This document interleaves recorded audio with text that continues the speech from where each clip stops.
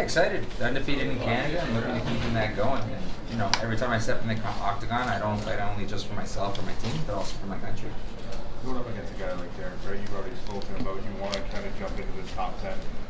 What do you want to do against Derek? Because he's a very aggressive fighter as well. Yeah, he's an aggressive fighter. He's a top 10 for a reason. He's been a staple in the division. I think it's a great opportunity. In many ways, I think our styles couldn't be more opposite in regards to, he's someone that, is aggressive right off the bat, where I'm more cerebral and look to find ways to win. He lives by the sword and dies by the sword, and that's something, it's going to be probably a tough 10 first 5 minutes. But from there, I'm going to show him the difference between chess and checkers. If you look at his history of fights and how experienced he might be, if you look at yourself and you try and learn from his past fights on how you can be a little bit your own fighter? Well, I think if you look at one Derek Brunson fight, you've seen them all. He in a previous life was a sprinter in high school and college, and I think that obviously translates, but I'm going to show him the difference between a sprint and a marathon. Do you feel like you're well prepared for his sort of aggressive style? Some of your not recent fights, but past fights, Thiago Santos, one of the most wild fighters in the UFC, Eric Anders coming forward, hits hard, similarities maybe. No, definitely. And I would argue, I was able to go pretty close decision with someone like Thiago Santos, and the only other loss I really had was against Brad Tavares, who I beat him in every single stat if you want to look at it that way. But this is my 20th professional fight. We have the same amount of wins essentially after I get my hand raised, but he has a lot more losses, a lot more KO losses, and I've saved myself up in regards to all my chips in the wars and the battles, being the smarter fighter, and I'll enter the cage smarter. I'll enter the octagon smarter, and I'll exit it smarter. You're on a bit of a winning streak. Does that change your energy, your motivation? Well, yeah, I think there's a deep contrast in between the two of us. I'm on a 3-fight winning streak, and after Saturday, he'll be on a 3-fight losing streak. So if you just look at that component, he has a much more on his shoulders. Obviously, I want to enter the top 10 and stay there, but he's fighting for his job. And I still got to look at that as a desperate man is a dangerous man, but he's been fighting like he's desperate for quite some time, right? And if you look at his wins or his losses, it's in the first round, and part of that is again that sprinter mentality. He fights very emotional. Fights start about 50-50, obviously, in regards to each opponent has distance, each opponent has their barrier, and he almost feels compelled out of emotion to break that barrier. And, you've seen that in the fights where, like the Robert Whittaker one, where he had him and then he just exerted everything. Or if you look at the last one with Israel Adesanya, he respected Israel striking so much that he desperately looked for a takedown. He's an emotional fighter, where I use my brain. Brunson told us that trading down in Florida now at Hard Knocks with Henry Hooft, obviously a really good striking coach, he's tightened up some of those holes on the feet, keeping his chin high perhaps. What do you make of that? Sure, but I'd argue again, his experience obviously goes a long way, but there's the old statement, you can't teach an old dog new tricks, and I think that's very much the case. If you've seen one Derek Brunson fight, you've seen them all. But again, with that being said, I respect him, both as an athlete and as a mixed martial artist. And, he's a great wrestler, but, I've competed against great wrestlers before. You have someone like Trevor Smith, who's a D1 wrestler, where opposed to Derek Brunson's D2. And, a lot of his wrestling kind of goes out of the window the more it doesn't work. He obviously has a high defense rate, but part of that is, his ability to kind of, just be wild, he's very strong, but so am I. So, again, I'm going in there with a game plan that I think I know is just battle tested, because going into the octagon for the 11th time, this will be my 8th fight against a southpaw. So in many ways, there's a blueprint that I have. My only 2 losses are against regular stance individuals. You've laid it out a bit there. It seems that you guys are in such different places kind of in your career right now. Do you think you kind of have the mental edge? Like, it seems like, listening to you right now, you know exactly who you are, what you need to do and everything. He's switching camps. He maybe is a little confused about what he needs to do.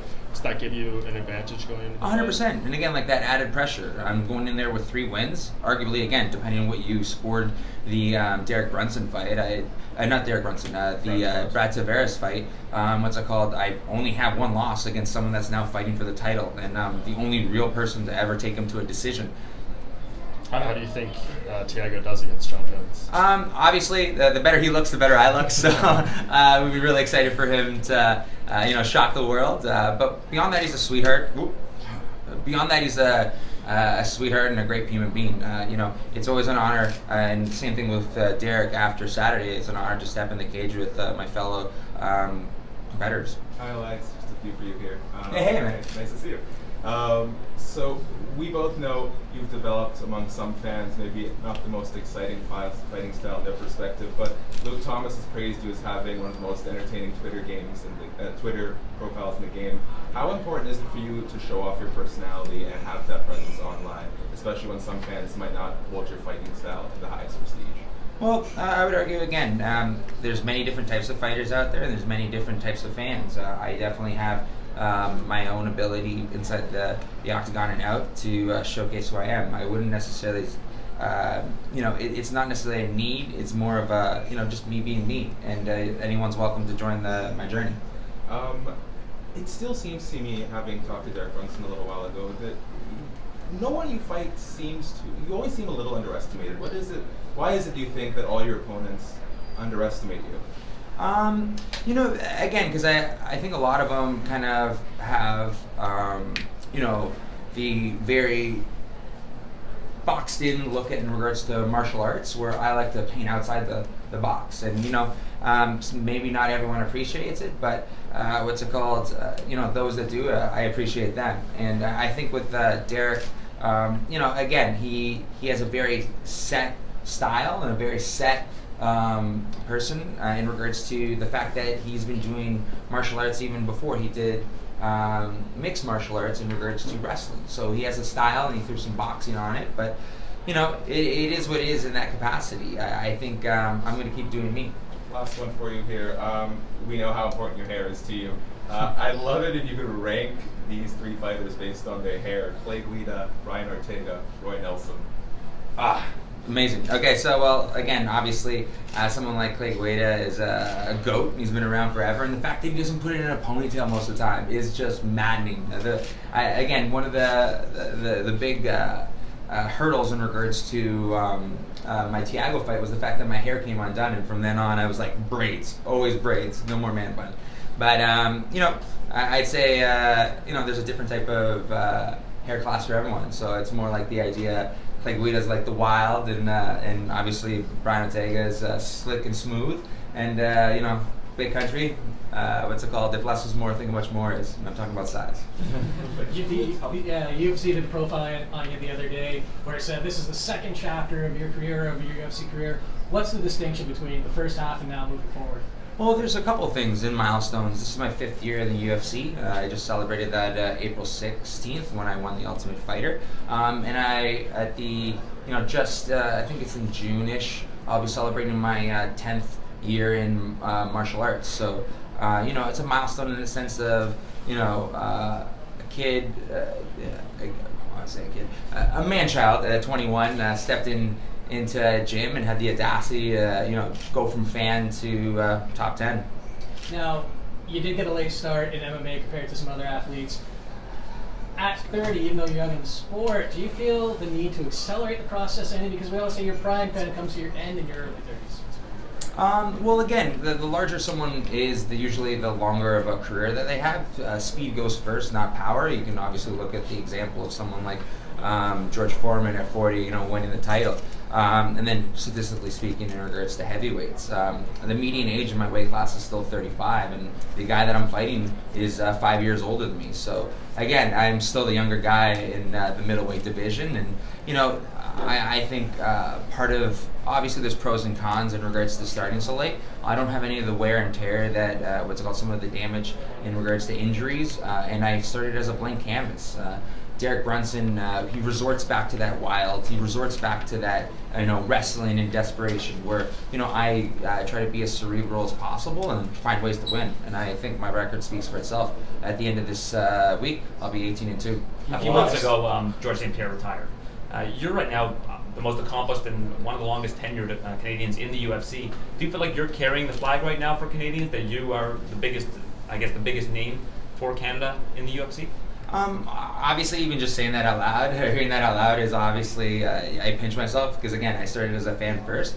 Like I said, I'm very appreciative of everyone that follows my journey. Obviously, when I step in the octagon, I do it as a proud Canadian, and looking forward to taking that picture with that flag afterwards. Elias, we just saw Rory MacDonald have his fight last weekend. He spoke a lot after the fight. I'm sure you saw his comments. He'll be back in the gym, I guess, next week training for his fight against Ewan Gracie. But what did you just make of those comments? Have you seen anything in the gym from Rory that maybe makes it feel like he is struggling internally with doing this sport right now? I don't think it was necessarily struggling. I think obviously the confusion of having a draw, the confusion of going. The man just went through a 5-round fight, right, against a very gritty fighter. It was an honest and raw, post-fight cage, and I'd say every fighter goes through that in some capacity, and not necessarily in regards to in the aspect of necessarily the religion aspect, etc., etc. But I think we all go through ebbs and flows. I've talked about it in with my coaches, where sometimes I'll have the best session in like a week, and then the next day I'm constantly needing a little bit of reassurance, but then I'm like, oh yeah, you were there for the whole camp, it went amazing, you know what I mean? So we tend to be, it's my belief that we're all different shades of pink monkeys, trying not to convince ourselves we're not pink monkeys, and there's a lot of just internal thought that we kind of have, and it's therapeutic in some capacity. It's part of the process, and that's also has to probably be attached to our fight or flight. You know what I mean? If as one of my coaches would say, comfort kills performance, and if you're not a little uncomfortable, it's probably going to hurt your performance.